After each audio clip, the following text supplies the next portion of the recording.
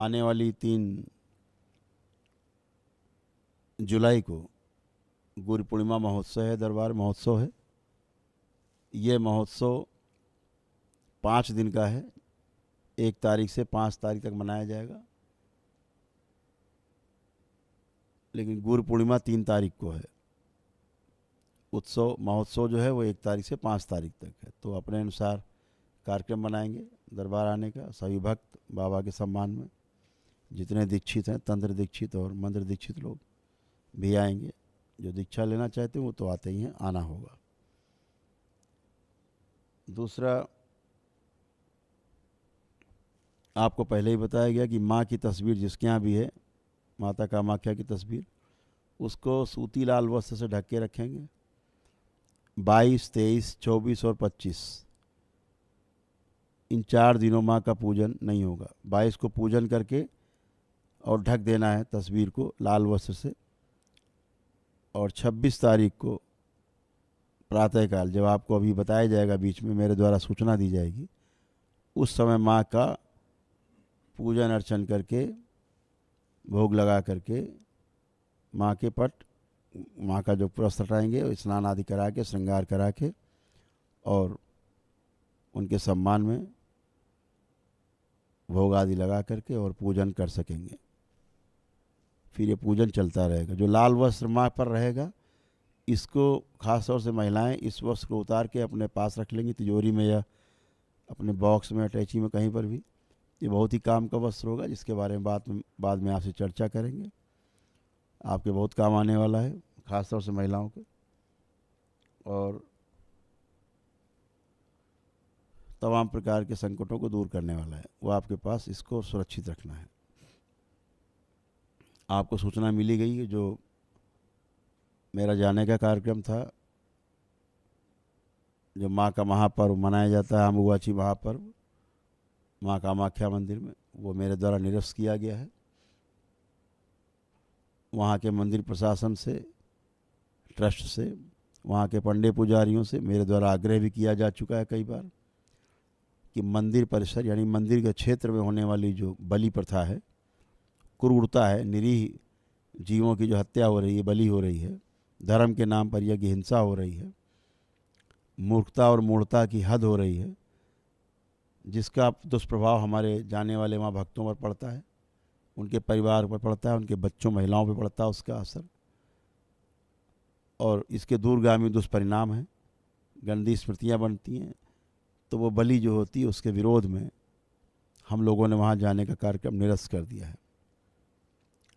माँ इस बलि से अत्यंत अप्रसन्न और क्रोधित है। इस प्रकार की बलियाँ, कोई भी बलि, किसी जीव की बलि माँ स्वीकार नहीं करती है, ध्यान रखें। माँ सबकी माँ है, सब में माँ है और सबकी माँ है। हमार माँ, सवार माँ, सबकी माँ है। इसलिए माँ कभी किसी जीव की हत्या स्वीकार नहीं करती। ऐसा करने वालों को भयानक दंड देती है और उसके अनुसार कर्म भोग तय होते हैं। बलि करने के लिए प्रेरित करने वाला, बलि को करने वाला, और जो करवा रहे हैं धन दे करके अपने शुभ कामों के लिए, अपने सुख शांति के लिए, निश्चित जाने कि वो नरक में जा रहे हैं। कहीं कोई सुख शांति नहीं। सारी बलि दैत्यों को जाती है और ये दैत्य फिर आपको नोचते खाते हैं, फिर आप और तंग होते हैं, फिर माँ को दोष देते हैं। तो माँ इस बलि से एकदम अप्रसन्न, एकदम ये बलि प्रथा बंद हो, ऐसा दरबार का संदेश है कि हम आपके किसी के भी मांस खाने का विरोध नहीं करते, किसी के खान पान में हम लोग अवरोध नहीं पैदा करते। जिसको जो खाना पीना खाए पिए, उससे मेरा कोई विरोध नहीं है। लेकिन मंदिर क्षेत्र में होने वाली जो बलि प्रथा है, जहाँ पर बच्चे ये ना सीखें कि इस प्रकार का कृत्य हमारे धर्म में आता है और वो हिंसा करने लगें, क्योंकि हमें मंदिर से दिशा मिलती है, जीने की दिशा मिलती है। तो हमारे बच्चे उस प्रकार से कोई दिशा ना पाएँ जो गलत दिशा हो और पूरे वंश का, पूरे कुल का नाश हो। इसलिए बलि प्रथा मंदिर क्षेत्र में होने वाली बंद होनी चाहिए। बाहर क्या होता है, कौन क्या खाता पीता है, इससे हमारा कोई भी विरोध नहीं है। जो मांसाहारी हैं उनसे मेरा कोई विरोध नहीं है। तो इस बात को ध्यान में रखते हुए हम लोगों ने वहाँ जाने का कार्यक्रम निरस्त किया था। वो निरस्त रहेगा। और जब तक बलि प्रथा बंद नहीं हो जाएगी माँ कामाख्या मंदिर में, परिसर में, क्षेत्र में, तब तक हम लोग मंदिर में प्रवेश नहीं करेंगे। इसलिए हम सभी बलि प्रथा को बंद करने के लिए अभियान चला रहे हैं, अभियान चलाएंगे आगे। इसके लिए हम लोग वहाँ के शासन प्रशासन से भी आग्रह कर चुके, वहाँ की गवर्नमेंट से भी आग्रह कर चुके कि इस प्रकार के कुकृत्य में वहाँ की गवर्नमेंट भी शामिल ना हो और इस बलि प्रथा को तत्काल बंद कराए, जीव हत्या तत्काल बंद हो। यह दरबार का संदेश है। किसी भी जीव की हत्या करके आप कभी सुखी नहीं हो सकते, किसी की भी हत्या करके आप सुखी नहीं हो सकते, सोच भी नहीं सकते आप। अगर आप किसी की हत्या का भी सोचते हैं हमारे शास्त्रों के अनुसार, तब भी आपका भोग तय हो जाता है। भले ही आप उसकी हत्या ना करें, लेकिन अगर सोचते भी हत्या के लिए हैं तो भी आपका वह कृत्य आपके कर्म भोग में जुड़ जाता है।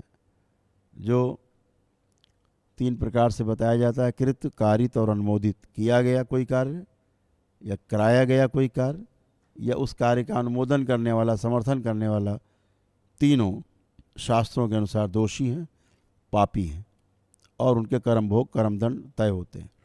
तो जो ये सोचते हो कि बलि दे करके उनको सुख शांति मिलेगी, ना मिली है सुख शांति कभी और ना कभी मिलेगी। ध्यान रखें, भयानक दंड माँ की ओर से सभी को प्राप्त होता है समय समय पर।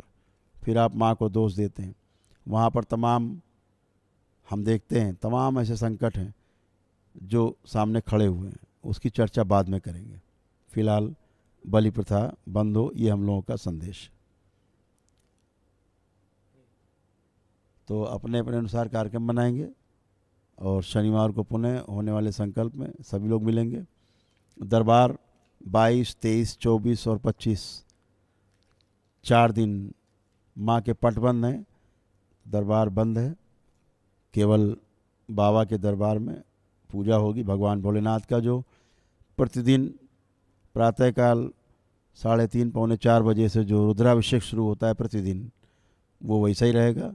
दिन में होने वाले सभी रुद्राभिषेक वैसे ही रहेंगे, चलेंगे। बाबा के दरबार में होने वाले हवन सब वैसे ही चलेंगे। आरती बाबा के दरबार में होने वाली सब वैसे ही चलेंगी। सभी कार्यक्रम पूर्वानुसार चलते रहेंगे। केवल माँ के पट बंद रहेंगे, माँ का पूजा अर्चन बंद रहेगा। इस बात को अपने संज्ञान में लें। इसी के अनुसार अपना आपके मंदिर में भी आप सभी का पूजन करें, केवल माँ का पूजन आपको नहीं करना है, ये ध्यान रखें। हरिहर। मिलते हैं शनिवार को।